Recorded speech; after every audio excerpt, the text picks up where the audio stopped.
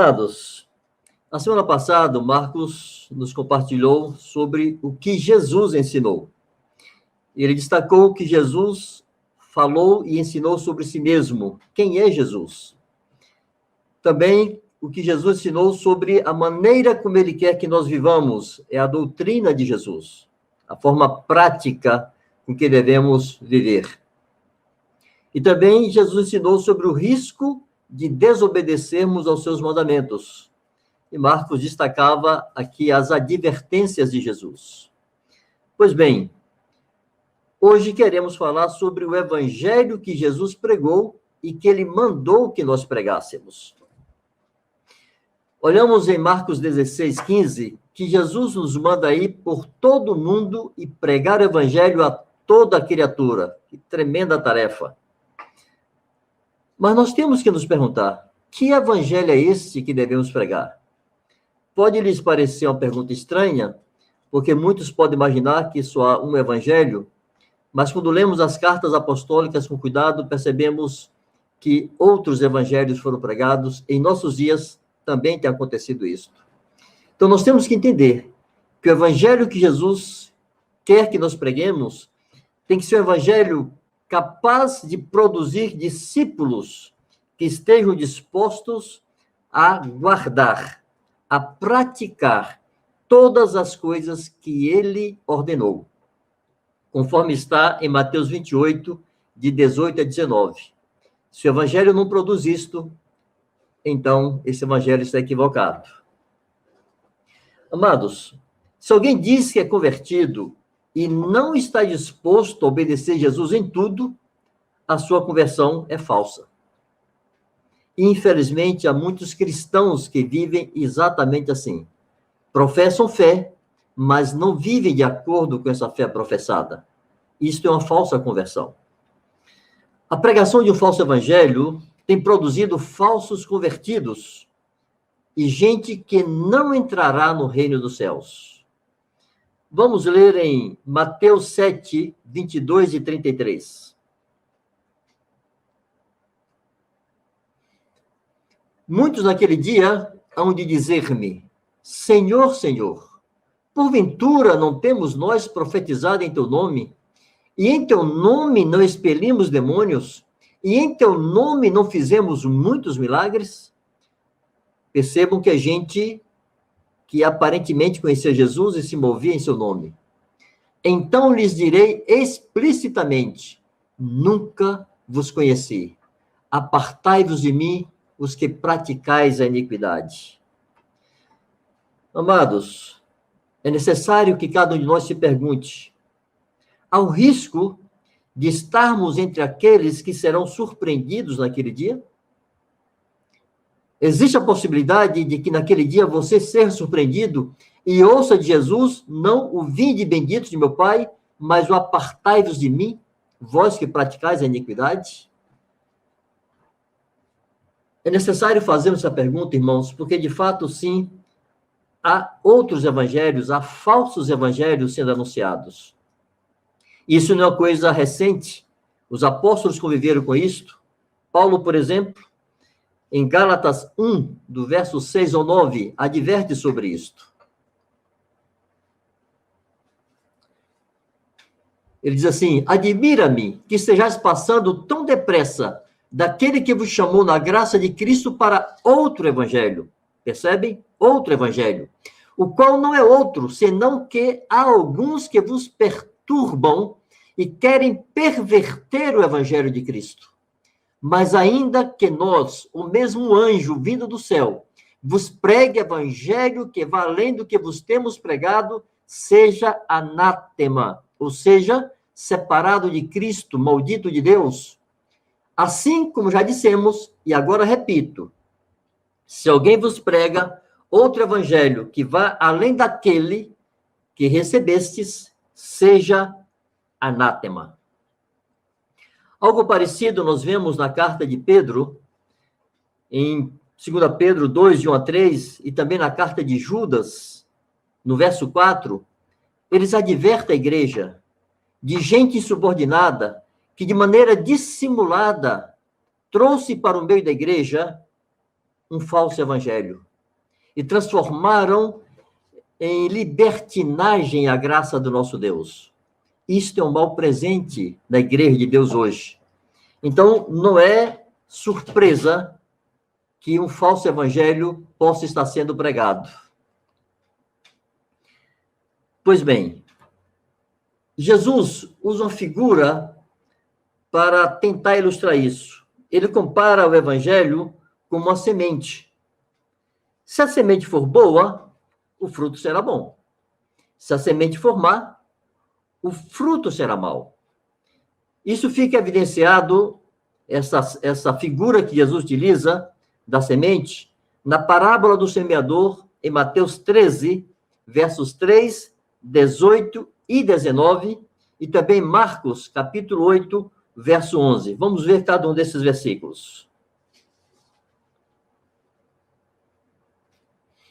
E de muitas coisas lhes falou por parábolas, e dizia: eis que o semeador saiu a semear. Atendei vós, pois, a parábola do semeador. A todos os que ouvem a palavra do reino, não é qualquer palavra, é a do reino, e não a compreendem, vem o maligno e arrebata o que lhes foi semeado no coração.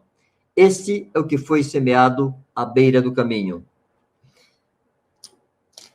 Mas essa passagem de Marcos 8 equivale a Mateus 13. E nessa passagem, Jesus está dizendo que a semente é a palavra de Deus. Em Mateus, ele fala que é a palavra do reino. Em Marcos, ele diz que é a palavra de Deus.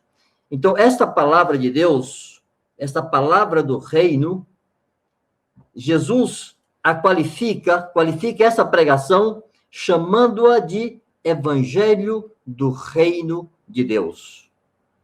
Essa semente bendita, irmãos, não pode ser adulterada. Se ela for adulterada, o fruto será comprometido. Então, nós queremos entender o que é que Jesus está chamando de evangelho do reino de Deus. A bendita semente do evangelho. A palavra evangelho significa boas novas. Então, a pregação de Jesus consistia em anunciar as boas novas do reino de Deus. Não são quaisquer boas novas. Ela é específica. São as boas novas do reino de Deus. Então, é o evangelho do reino de Deus. Quando olhamos os discursos de Jesus e suas parábolas, muitas vezes ele cita o reino de Deus, o reino dos céus, fala da proximidade do reino de Deus, como está breve, como virá, e etc. Nós não leremos todas as referências, eu quero apenas citá-las aqui rapidamente. Em Mateus 4,17, Jesus fala: arrependei-vos, porque está próximo o reino dos céus. Em Mateus 6,10, quando ele está ensinando a orar, ele diz: Pai nosso que estás no céu, santificado seja o teu nome, venha a nós o teu reino. Em Mateus 10:7, quando ele manda os 12 saírem a pregar de 2 em 2, ele diz: pregai que está perto o reino dos céus.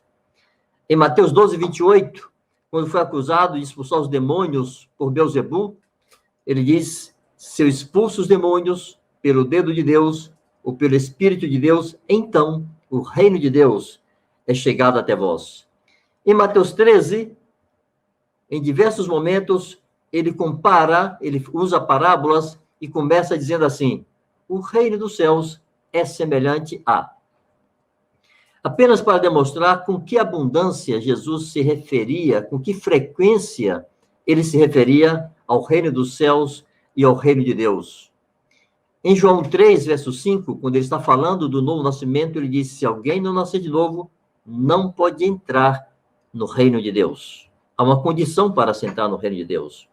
E depois da sua ressurreição, em Atos capítulo 1, verso 3, diz que Jesus passou 40 dias com os discípulos, falando das coisas concernentes ao reino de Deus. Pois bem, mas Jesus não apenas falou do reino de Deus. Jesus foi explícito ao falar do evangelho do reino de Deus. E aqui veremos uma série de referências que explicitam esta expressão, evangelho do reino de Deus. Primeiro, em Mateus 4:23. Percorria Jesus toda a Galileia, ensinando nas sinagogas, pregando o evangelho do reino e curando toda sorte de doenças e enfermidades entre o povo. Percebam das próximas referências também que Jesus primeiro pregava e depois curava, e ele pregava o evangelho do reino, as boas novas do reino de Deus. Mateus 9:35. E percorria Jesus todas as cidades e povoados. É quase a mesma citação, em um momento diferente, ensinando nas sinagogas, pregando o evangelho do reino e curando a toda sorte de doenças e enfermidades. Em Mateus 24:14,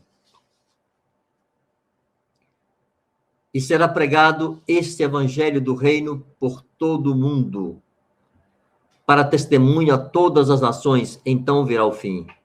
Irmãos, o mesmo evangelho que Jesus pregou, ele exige, ele espera que preguemos até que venha o fim. Não há outro evangelho a ser pregado. O mesmo evangelho do reino que Jesus anunciou na Judeia, em todo Israel, é o evangelho que nós devemos anunciar até que venha o fim. Lucas 4, 42 e 43.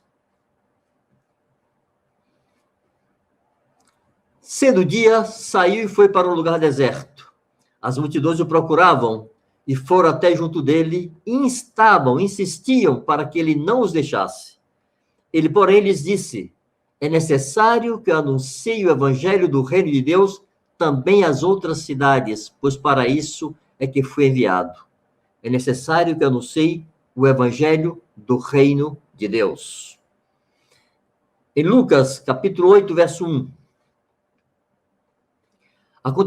Aconteceu depois disto, que andava Jesus de cidade em cidade e de aldeia em aldeia, pregando e anunciando o quê? O evangelho do reino de Deus. E os 12 iam com ele. Ainda em Lucas 16, 16. A lei e os profetas vigoraram até João. Desde esse tempo, de João Batista em diante, vem sendo anunciado o evangelho do reino de Deus. E todo homem se esforça para entrar nele. Amados, aqui são algumas referências da insistência de Jesus em falar do reino, e a insistência daqueles que escreveram os relatos do evangelho em especificar que Jesus pregava as boas novas do reino de Deus. Quando pensamos em reino, naturalmente pensamos em um governo. Um reino pressupõe um governo. Todo reino tem um rei. E no reino de Deus, Jesus é o rei. E ele governa. Se Jesus não lhe governa, se ele literalmente não manda em sua vida, então você não pertence ao seu reino. Se você não está debaixo do governo de Cristo, efetivamente governado por ele e fazendo a sua vontade, você não pertence ao seu reino. E se você não pertence ao seu reino, você não será salvo. Não podemos ter a ilusão de estarmos fora do reino de Deus, vivermos de acordo com a nossa vontade e não com a vontade do rei, do governo desse reino, e quando ele vier, nós entrarmos com ele e desfrutarmos desse reino. Não será assim. Se não lhe pertencemos agora, não lhe pertenceremos na eternidade. Isso é muito sério e grave, irmãos, porque em João, capítulo 12, verso 47 e 48, Jesus faz uma advertência muito séria. Vejamos. Ele diz assim: se alguém ouvir as minhas palavras e não as guardar, eu não julgo, porque eu não vim para julgar o mundo, e sim para salvá-lo. Quem me rejeita e não recebe as minhas palavras, já tem quem o julgue. E quem é que vai julgar? A própria palavra que tenho proferido, essa o julgará no último dia. Amados, nós não seremos julgados por qualquer corrente teológica, mas por aquilo que Jesus disse. Que coisa tremenda e que deve nos trazer muito temor. Eu digo a você, não coloque a sua eternidade em risco por um capricho teológico. Pois é, mas é assim que eu entendo. As palavras de Jesus são inequívocas, são claras, são transparentes, e nós devemos prestar atenção ao que ele disse, porque são por essas palavras que nós seremos julgados.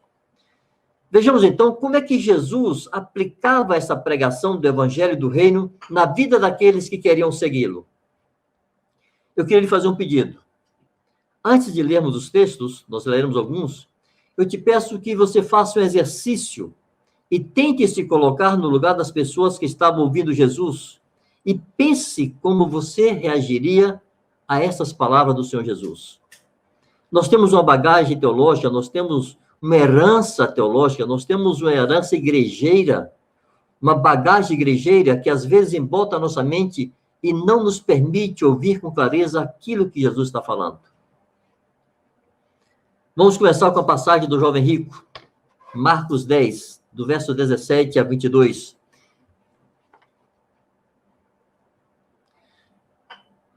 E, pondo-se Jesus a caminho, correu um homem ao seu encontro e, ajoelhando-se, perguntou-lhe: Bom mestre, que farei para herdar a vida eterna?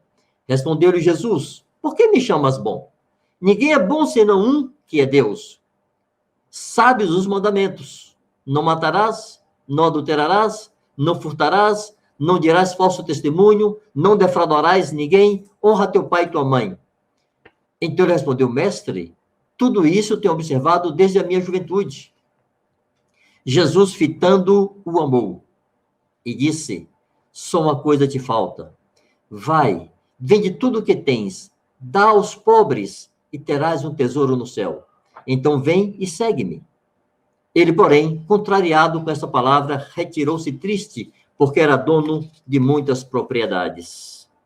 Aqui algumas coisas interessantes, irmãos, que precisamos destacar e atentar para elas com muito cuidado. Primeiro, esse homem era sedento. Ele estava buscando a vida eterna verdadeiramente, com diligência. Segundo, este homem era sincero. Como sei que ele era sincero? Ele humilhou-se, ajoelhando-se no meio da rua. Irmãos, a Bíblia diz que o rico fala com arrogância e o pobre com súplicas. Não é fácil para um rico se pôr de joelhos no meio da rua, diante de uma figura controversa como era Jesus naquele momento. Hoje nós o temos por Senhor e Cristo, mas naquele momento histórico, Jesus era uma figura alvo de muitas controvérsias. Muitos o tinham como um blasfemo, como um herege, mas aquele homem não hesitou em se humilhar, ajoelhando-se publicamente aos pés de Jesus. Terceira característica daquele homem: ele era sério, ele cumpriu os mandamentos. Quando Jesus enumerou para ele os mandamentos, ele disse: Mestre, eu faço isso desde a minha meninice. Irmãos, há o risco daquele homem ser mais sério do que muitos que se dizem cristãos hoje. Há o risco dele ser mais correto em seu comportamento do que muitos que se dizem discípulos de Jesus hoje e que estão em nosso meio. Ele era sedento, ele era sincero, ele era sério. E mais, ele tinha fé em Jesus. Por que eu sei disso? Porque ele se refere a Jesus chamando-o de bom mestre. Com isso, ele estava demonstrando que reconhecia em Jesus o Messias. Porque o judeu só tem por bom ao Deus Jeová. Os judeus não chamam um homem de bom. Então, aquele homem tinha fé que Jesus era o Messias. E mais, irmãos, Jesus o amou. Jesus se compadeceu daquele homem. Mas, amados, por último e mais terrível de tudo, aquele homem se perdeu. Se perdeu porque não se entregou a Jesus para ser governado por ele. Então, percebam, sinceridade não é suficiente. Seriedade não é suficiente. Estar sedento não é suficiente. Ter fé em Jesus não é suficiente. Ser amado por Jesus não é suficiente. É necessário que nos entreguemos.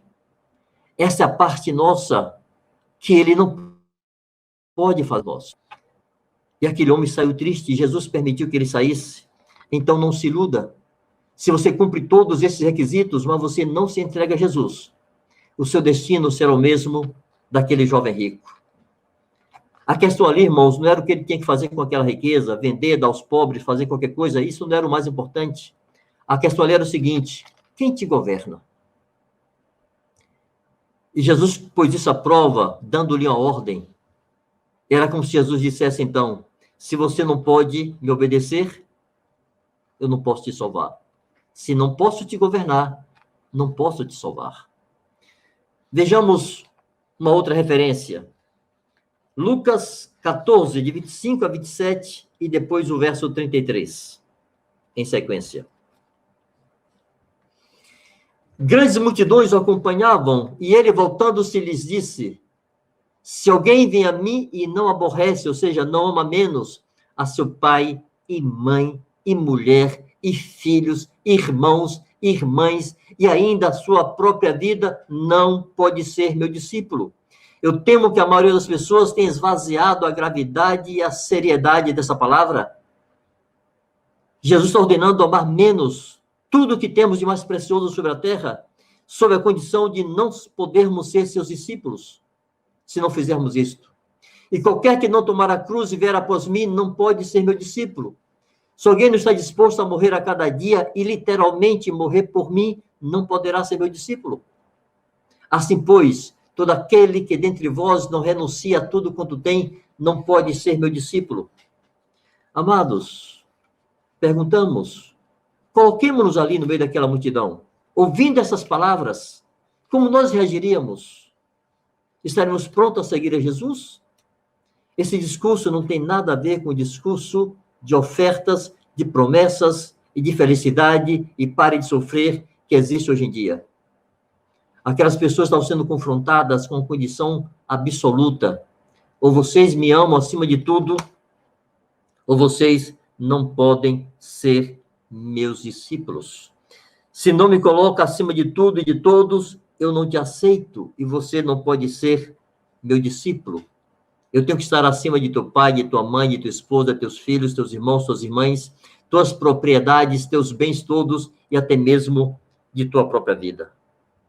Se não tomar a cruz, estiver disposto a morrer por mim, não pode ser meu discípulo. Ainda em Marcos 8, 34 a 37.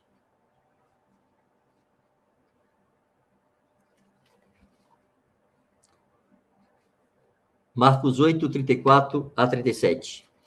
Então, convocando a multidão e juntamente os seus discípulos, disse-lhes: se alguém quer vir após mim, a si mesmo se negue, tome a sua cruz e siga-me. Quem quiser, pois, salvar a sua vida, perdê-la, e quem perder a vida por causa de mim e do evangelho, salvá-la. Que aproveita o homem ganhar o mundo inteiro e perder a sua alma? Que daria um homem em troca da sua alma? Então, nós temos que nos perguntar: estamos dispostos a perder a vida por causa de Jesus e do evangelho? Ou isso é apenas para os crentes consagrados, para os missionários, ou para os cristãos que vivem nos países comunistas e muçulmanos? Pergunte-se, quanto vale a sua alma? E o que você está disposto a dar em troca da sua alma? O que você está disposto a renunciar e perder para ter a salvação? Porque o resumo dessa palavra de Jesus é: se não podes perder a vida por causa de mim e do evangelho, perderás a tua alma. Jesus está condicionando explicitamente: quem não estiver disposto a perder por minha causa, perderá a sua alma. Irmãos, este evangelho é que Paulo diz que é o poder de Deus para a salvação de todo aquele que crê. Não é qualquer evangelho. Lá em Romanos 1,16, Paulo declara isto: não me envergonho do evangelho de Cristo, porque é o poder de Deus para a salvação de todo aquele que crê. Isso está plenamente de acordo com a afirmação do escritor da carta aos Hebreus, no capítulo 5, verso 9. Vamos ler isso juntos. Falando Jesus, diz assim: e tendo sido aperfeiçoado, tornou-se o autor da salvação eterna para todos os que lhe obedecem. Não tornou-se o autor da salvação eterna para qualquer um. Ele morreu por todos, mas ele salva apenas aqueles que lhe obedecem, aqueles que receberam o seu reino e se entregaram a ele, e decidiram amá-lo acima de tudo. É muito importante, amados, entender que Jesus foi apresentado aos judeus e ao mundo como Kyrios. Kyrios, essa palavra grega, é a mesma palavra que definia César. Isso significa que o Kyrios é senhor de todos, é dono de tudo e tem autoridade para deixar viver ou fazer morrer. Quando alguém naquele tempo recebia Jesus como Senhor, sabia dos riscos que estava correndo. Estava dizendo que Jesus estava acima de César e que ele era propriedade de Jesus. Então, se nós somos sua propriedade, não pertencemos ao seu reino e não seremos salvos. Sendo assim, devemos comparar o evangelho que ouvimos com o evangelho que Jesus pregou. E devemos medir a nossa vida com aquilo que Jesus ensinou e ordenou. E nos perguntar: pertenço realmente a Cristo? Serei salvo por Ele? Por favor, faça isto. Coloque a sua vida diante dos mandamentos de Jesus e se pergunte: é assim que eu vivo? Eu pertenço a Ele, sou a sua propriedade particular? E Ele governa sobre mim? Amados, importante notar que os apóstolos também pregaram o evangelho do reino de Deus. Atos 8, verso 12. Quando, porém, deram crédito a Filipe, que os evangelizava a respeito do reino de Deus e do nome de Jesus Cristo, a respeito do reino de Deus e do nome de Jesus Cristo, iam sendo batizados, assim homens como mulheres. Essa mesma expressão, irmãos, nós vemos repetidas em Atos 20, verso 25, em Atos 28, 23, 30 e 31. Os apóstolos pregavam o reino de Deus. A mesma pregação de Jesus. Eles não podiam fazer diferente. Quando Jesus disse: ide por todo mundo e pregue o evangelho a toda criatura, os apóstolos sabiam qual era o conteúdo do evangelho que eles tinham que pregar. E o fizeram com fidelidade. E produziram aquele fruto que o livro de Atos relata, aquela igreja gloriosa. Se o fruto hoje, irmãos, do evangelho pregado é isso que nós vemos, uma igreja covarde, tímida, mundana, compactuada com o pecado, identificando-se com o mundo, ignorando que a palavra diz que é amigo do mundo, é inimigo de Deus. Isso é fruto do tipo de evangelho que é pregado. É a semente que se estragou. Vejamos como os apóstolos aplicavam também a pregação do reino de Deus. Algo do conteúdo do que eles pregavam.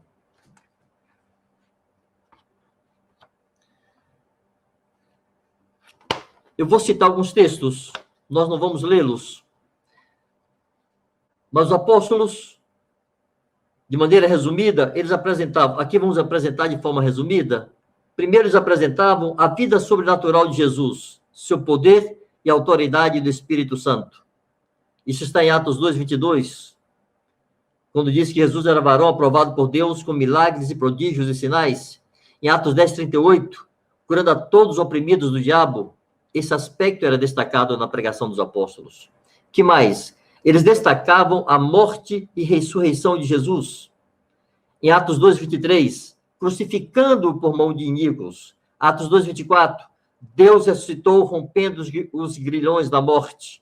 Atos 2, 32, Deus ressuscitou do que somos testemunhas. Atos 10, 40, e a este ressuscitou Deus no terceiro dia. Fazia parte da pregação dos apóstolos a vida sobrenatural de Jesus, a morte e ressurreição de Jesus, e Jesus como Senhor de todos e juiz de vivos e mortos. Nós vemos isto em Atos 2,36, Pedro afirmando que a este Jesus a quem vós crucificastes, Deus o fez Senhor e Cristo, Kyrios e Messias. Em Atos 2,42, Pedro afirma a Cornélio que Deus estabeleceu a Jesus como juiz de vivos e mortos, autoridade plena sobre tudo. Também fazia parte do discurso dos apóstolos, da pregação dos apóstolos, um contundente apelo ao arrependimento, conversão e abandono total dos pecados. Em Atos 2,38, eles dizem: arrependei-vos. E não consideraram que o pranto daquele povo que estava com o coração compungido fosse sinal de arrependimento. Exigiram arrependimento verdadeiro, um posicionamento consciente. Em Atos 2,40, eles dizem: salvai-vos dessa geração perversa. Atos 3,19, arrependei-vos e convertei-vos, são ordens, não são ofertas, são demandas, são exigências para que se possa seguir a Jesus. Em Atos 3, 26, para vos abençoar no sentido de que cada um se aparte das suas perversidades. A bênção viria em consequência do apartar-se das perversidades. Infelizmente, irmãos, nós podemos constatar que há uma adulteração do evangelho em nossos dias. Se esta era a pregação de Jesus e dos apóstolos, o que acabamos de ler, de onde surgiu o enganoso apelo de aceitar Jesus como seu único e suficiente Salvador? De que parte da Bíblia tiraram isso? De apresentar essa oferta sem falar nada do Senhor Jesus? Se esse ingrediente, aceitar a Jesus como seu único e suficiente Salvador, não estava na pregação de Jesus e não estava na pregação dos apóstolos, por que tem que estar em nossa pregação? Amados, esse evangelho barateado, que só tem ofertas e promessas sem nenhuma demanda, esse evangelho que não exige renúncia da própria vida e não exige sujeição absoluta a Jesus, este evangelho adulterado para agradar aos homens e enganá-los com a falsa promessa de salvação que não se cumprirá. Muitos serão surpreendidos naquele dia e ouvirão: apartai-vos de mim, malditos. Esse evangelho mutila a palavra de Cristo e promete um alívio da alma sem sujeição ao jugo de Jesus. Adulteram o que Jesus disse. Jesus prometeu: vinde a mim, todos vós estáis cansados e sobrecarregados, e vos aliviarei. Mas ele estabelece uma condição: tomai sobre vós o meu jugo, deixe-se governar, disponha-se a fazer a vontade do meu Pai como eu faço. Então você vai achar descanso para a sua alma. Não antes disso. É um evangelho falso, que não forma discípulos para Jesus, mas forma meros religiosos. Então nós temos que nos perguntar: o que é um discípulo? Quando Jesus mandou pregar o evangelho e fazer discípulos, ele estava pensando no evangelho que ele pregou e na qualidade dos discípulos que ele fez, não em outra coisa. Irmãos, um verdadeiro crente, um verdadeiro convertido, é alguém que crê e está totalmente comprometido com tudo o que Jesus ensinou. E alguém que obedece a tudo o que Jesus ordenou. Isto é um discípulo. E se não é isto, não é discípulo, não é convertido e não é crente de verdade. Amados, nós vamos, na continuidade de nossas apresentações e dos estudos que serão feitos, nós vamos apresentar em algum momento a grandeza da obra da cruz. Na próxima semana, alguém estará compartilhando aqui sobre as características de um discípulo e nós entenderemos melhor qual é o fruto que esse evangelho do reino produz. E mais adiante falaremos, algum de nós estará compartilhando sobre a grandeza da obra redentora da cruz do Calvário, os benefícios que nos são trazidos por essa obra de Jesus. Mas, irmãos, tenhamos bem certo, ninguém terá acesso aos benefícios da cruz de Cristo se não tomar primeiro a sua própria cruz, a cada dia, e seguir a Jesus até a morte. Se não é isto, não é evangelho verdadeiro, e não há vida eterna, e não há salvação. Que Deus nos encha de temor, que Deus nos abençoe e aplique sua bendita palavra, essa bendita semente do reino no coração de cada um de nós. Em nome de Jesus. Meu amigo Edmar. Bênção demais, aleluias.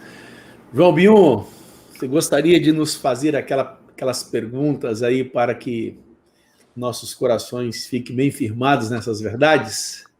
Amém, amém.